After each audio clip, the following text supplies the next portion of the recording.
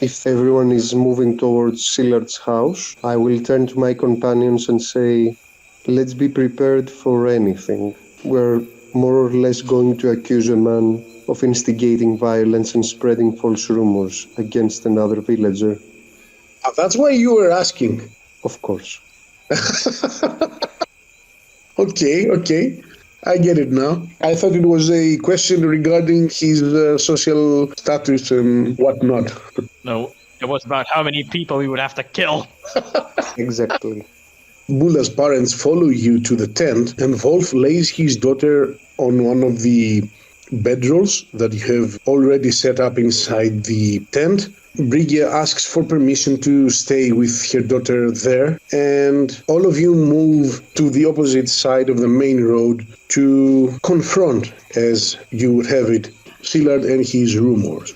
The house is evidently bigger than the rest. It's almost comparable to the inn. It's not luxurious, but all of you can immediately understand how different it is. The main entrance is on top of a balcony that has 4 or 5 steps of a staircase leading there. There is a small chain leading to a bell hanging outside of the main door. I want to see, has anyone followed us or watched us while we move towards the house? That would be a practiced paranoia roll. Alright. So you have a 22, and you're absolutely certain that nobody followed you. On top of that, you're quite certain that nobody is expecting you on the inside of the house. Arpad cracks his knuckles, walks towards the door, gives it a few good pounds. A woman opens the door. In her mid-20s, brunette, she is also well-proportioned. As she opens the door, she looks at the 4 of you and says, "Hello, can I help you with something? Have you lost your way?" Fristos steps forward and exclaims, "Welcome, my name is Fristos, son of Krestavras. I'm an accomplished doctor and I have come with my friends to examine the children of jealousy that have become ill." "You must be the one my mother-in-law told me about. You arrived at our village 2 days ago. Am I right?" That's correct. "It was after sunset. She was out sweeping the floor when she saw you." So you're a doctor. Interesting. Please, don't let me hold you here. Come inside." So Arpad goes inside. I nod, I say thank you, and go inside as well. I'd guess that Vinith just nods as he enters, and after him, she closes the door. "My name is Bekka, and this is Sillard, my husband. His parents also live with us, but I guess that you are more interested in taking a look at our young one, Melia. I can take you to her room, doctor." Please lead the way. So she takes you to the second floor. She leads you to Melia's room, which is, and that says a lot, almost as big as Klopp's or Wolf's or Vrachen's houses. Nicely decorated with a bed with a canopy for her little princess. The 3-year-old is lying there and looks almost as weak as the rest of the children. Let's begin with examining the child. So even if I don't think there is much to learn, but let's roll anyway. You go with healing hands. Consistency, 18. Same as before. You can see that her heart is beating as expected. Her eyes are clear, her ears as well. You can check her breathing. Her lungs are working perfectly for a 3-year-old. Her pulse is normal, but she seems to be unresponsive. She seems to be weak and unwilling to do what a 3-year-old would do. As I finish my examination, I look towards Bekka and ask, to sum up, the daughter hasn't been eating for 2 weeks now, right? Actually, she hasn't been eating for almost a week now. She was the last of the children to fall sick. I was beginning to hope that as my niece, Gulue, skipped this illness, she would also be alright, but I have grown worried now. I won't learn anything new about the child, but I can try to probe Bekka about the stuff that's going on. Wise decision. Yes, but let me think quickly. Do you want me to go to the others downstairs and you can think about it? Okay, you can do that. You stand before Sillard, who is a man quite older than Bekka, around his 40s. His hair are getting grey. He has a messy beard, also getting grey, and he's short and quite broad. Taking a look at him, you can see that he's a hard-working man. His hands are full of calluses, although he seems to be in a better shape financially compared to the rest of the villagers. He has probably worked his ass off all these years. A dwarf, a witcher, and a knight. Are you the doctor's entourage? Because you are certainly not his medical assistants. One would think that our presence in your splendid village has been known for quite some time. We're travelers and not assistants but companions to the dear doctor. This is Mr. Arpad Cesar and the Witcher Vinif. My name is Nicolas Dulac. I am Toussaint. Thank you for accepting us in your homestead. I haven't heard of the dwarf or the witcher, but your name strikes a bell. Probably somebody in the village has told me about you. I hope you've heard true things about me. I'm working at the fields all day, and in the afternoons I have to take care of other business as well. I have a mill to run. The granary never stops. So if it was something bad, trust me, I would remember. The fact that I don't probably says a lot. It is the nature of men to solidify unpleasant facts in their mind, in their memory, and forget virtuous deeds. Is that so? Survival instinct. Nothing more. This is the wisdom of the land, I say. My youth and me growing up in a very different environment probably are to blame for my ignorance. But thank you again for your hospitality, and I hope that the good doctor can help your child. This is a tragedy, isn't it? He clenches his teeth and his breathing starts growing faster. Yes. A tragedy, one would say. One that wouldn't know. Indeed, it's a tragedy to see 4 innocent and absolutely healthy children fall sick. 4 out of 5. And he turns around to avoid your gaze. I don't mean to be rude, but perhaps you would like to sit down. May I offer you some wine or anything of your own liking? Thank you, and I find myself a place to sit, relatively close to him. As for the wine, thank you, but we do not mean to impose our presence. Arpad waves a hand. There's a bit of alcohol he's never shunned. I roll my eyes momentarily. The Witcher waves his hand in a refusal kind of gesture, and Sillard says, my type of man. Some wine it is then. And he brings over 2 glasses, takes a sip from the first and nods for you to take the other glass. I take the glass, bring it to my nose, and I want to smell the wine. It's a DC 15 awareness check. You need to beat 15. You got a 16. Great. You can smell it that it's a perfectly fine glass of wine. In that case, I wiggle the glass around a bit.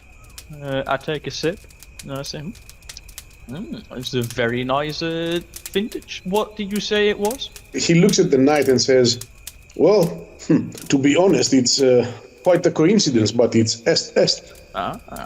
I see. It would be a fine wine to accompany it with a plate of bear meat, and I narrow my gaze at Arpad. Arpad looks at the knight in utter disgust, takes another sip. I'll remind that when we eat some bear meat. Enjoy, my friend.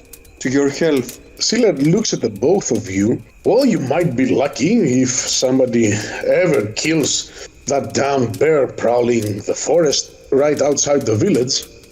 Oh, good man, haven't you heard? We've killed it. You have? Yes. Interesting. News do travel slowly in this part. News would travel faster if anybody was willing to pay a visit to the inn, but who would want to spend their own good money to this no-good-doer Matos? Arpad looks sideways at Nicolas. I am ashamed to say that my brother-in-law is not worth it. Take it you're not really fond of him? Oh, it's no secret. He was just the lucky one to receive the inn when their parents died.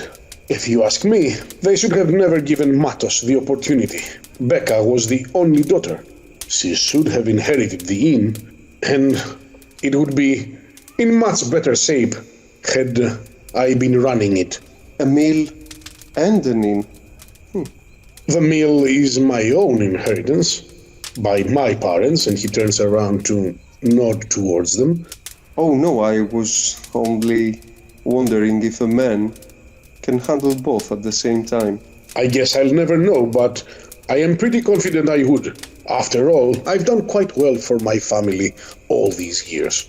Since you've shown us hospitality and you've offered us your wine, I will have to be straightforward. He frowns as you speak to him. Our investigation has led us to the conclusion that this ailment is the result of a curse that has inflicted your village. Everybody seems to say so, yes. We think we have a good lead on the origin of the curse. The origin is quite well known as well. It's Matos himself. My brother-in-law has cursed us. All of us. He has said specifically that the gods should curse our own food since we don't eat at his inn. Strange, isn't it? The curse only affected your innocent children. I don't think even you believe that Matos, as bad as he might be, would want them to starve to death. Or do you accuse him of such an ill intent? Everybody knows that money can drive a man crazy. I can understand that his business was withering with this bear, killing travelers. I would never hope for him to go out of business. As much as I would love to run his inn, it would be a doomed business to run. I don't believe that he is bad, but not being able to provide for his family might have put some bad thoughts in his empty head. Maybe being assaulted by one of his compatriots in front of the whole village and being accused of something he did not do put a little bit more of that ill intent into his heart. Arpad takes another sip of the wine. I would consider that to be an implication of a sort. Go for persuasion, yes. Do I get the +3? Since he has heard of you, yeah? Okay, so I'll put 3 points of luck as well. And I will make a human perception for his reaction. You got an 11 in human perception. Of course it's a 1. Ooh. Reroll. It's a 16 in total. You listen to him losing his words. Well, what can I say? Yes, perhaps that's true. It seems that you know that Vrachen has hit him already. I will not deny it. But I am not entirely sure I understand what you are implying here. Only that a man wronged can be much more aggressive than he originally intended. Right. So, in order to sink the whole situation, Nicolas, have you thought of anything to ask Bekka? Out of curiosity, how old is your daughter? 3 years old? And when did you marry Shilard? She lowers her head and says, I was in love with Shilard for a long time before he took notice of me. We eventually got married 4 years ago. May I inquire how your husband was getting along with your brother? She lowers her head even more and says, they actually don't get along. Shilard has always thought that my brother did not deserve to run the inn and that I should be the one to inherit it. It's funny because my Shilard wants the same thing as my brother's wife wants. They both want to travel to Claremont and live there, in the big city. I love my brother, and although Shilard would want us to leave, I would never abandon him.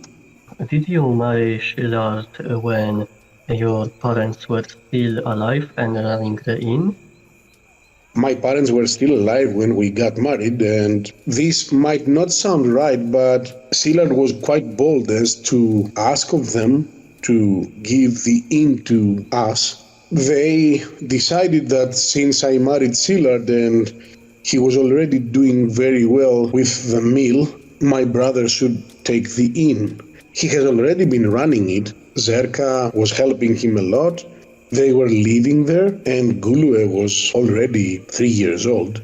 And the animosity between your brother and your husband started when your parents died, right? Right. How long ago was that?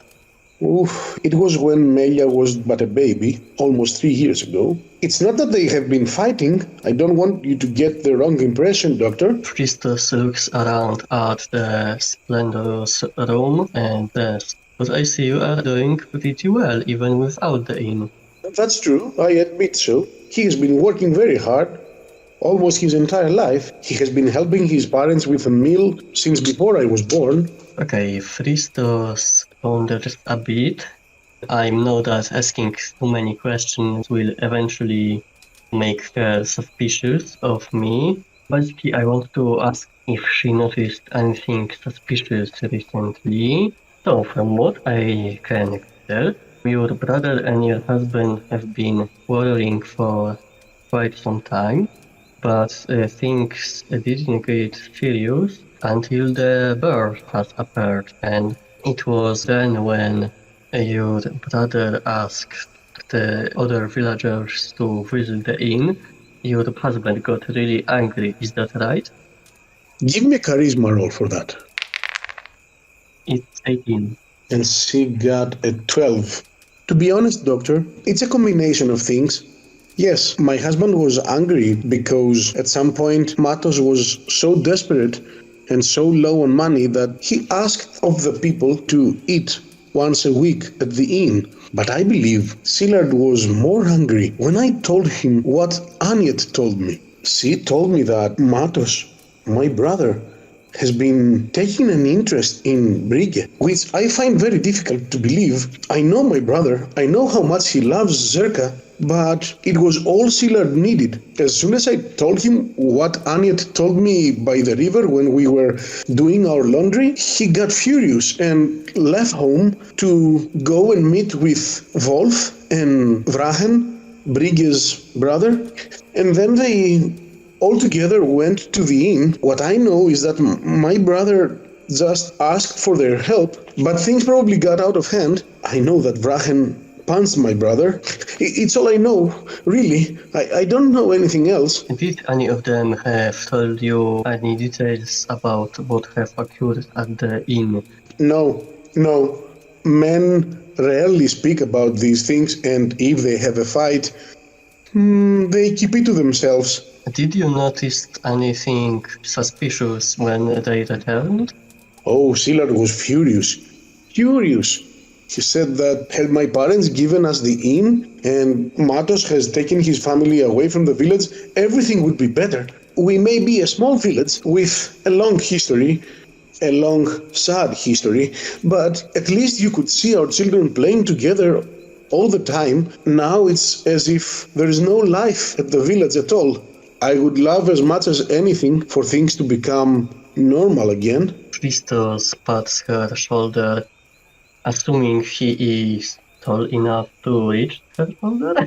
Don't worry, we will surely get to the reason of the curse soon. I would like to take your daughter to the tent along with other children to watch them together. Before we do that, perhaps I'll go downstairs and join your husband and my friends. You go downstairs, and as you join the others, you see that there is a conversation brewing between them. I walk towards the company and say, "Welcome, kind sir. I believe I didn't introduce myself to you. My name is Fristos. I have examined your daughter. I just asked for your permission to take her to the medical tent outside and place her along with other children under my care." Have the other parents agreed to that? Have you taken their children as well? Briga's daughter is already there and her mother is helping us. We are also planning to visit Klopp and ask for Christoph. Rutger? I will give 3 IP to the first player that will remember all the names correctly. Moment. No way, man. It's not that I'm bad with names, but these people are, it's the wives and husbands and their children. That's I'm fucking giving you a table with. that's a telephone book, man. That's not a list of NPCs. 6 children, number 1. 6 children, number 2. I have visited Rodgar before. I have already given his parents a medical advice, and I believe when I talk to them next, they will take Rodgar to the tent. Okay, give me a persuasion roll for that. 17, and that was a 10. So roll again. You got an 18. Great. He's obviously very thoughtful about it, but in the end, he takes a sip from his wine, leaves the glass on the table, turns to you and says, "You are the expert. Yes, you can have Melia moved over to that tent of yours, but I warn you, if something happens to her, there will be trouble." I look towards Arpad and Nicolas and say, "Friends, can you help me moving the child?" Arpad puts down his presumably empty wine glass, cracks his knuckles, says, "Well, let's go carry that child, shall we?" Nicolas, are you following? Follow? No, I will stay here and continue my conversation. Alright then, I will go with Arpad. I start walking upstairs. I assume Arpad is going with me. You assume right. As we are alone upstairs, I look at Arpad and say quietly so that I'm certain that no one downstairs can hear us. Our host is quite jealous of his brother-in-law. When he married Bekka, her parents were still alive and running the inn. It seems that Billard was very angry when the person who inherited was not his wife but Matos. And as his anger grew throughout the years, it wasn't until she learned from Aniet that Matos was supposedly making moves at Brevet, but we know that it's not exactly true. Things seem to have gotten really bad when Schlart and other villagers went towards the inn afterwards. Sadly, Bekka wasn't able to tell me what has occurred inside.